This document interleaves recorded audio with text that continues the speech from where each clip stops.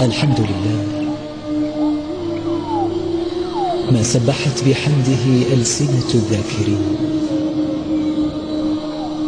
وسبحان الله ما أشرقت بأنوار ذكره وجوه العابدين، وما امتدت إلى عطائه أكف السائلين. سبحان الله ما حنت إلى لقائه قلوب العارفين.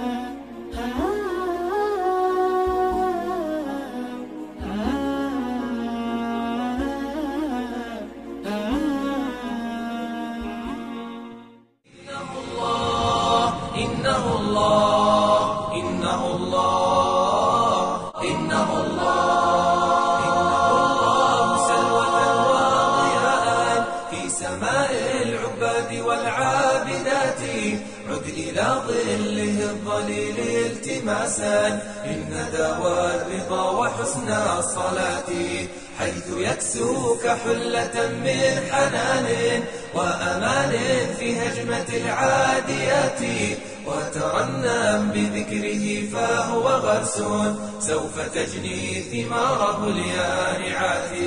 يا إلهي يا إلهي يا إلهي يا إلهي يا إلهي.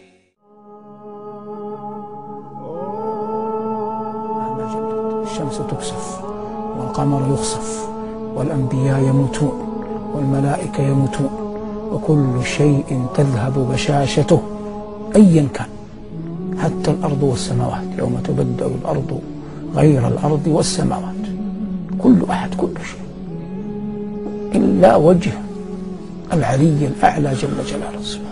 من أراد أن يعرف عظمة الله فلينظر النقص في غيره. لا يمكن أن يعرف أحد عظمة الله حقا حتى يعرف النقص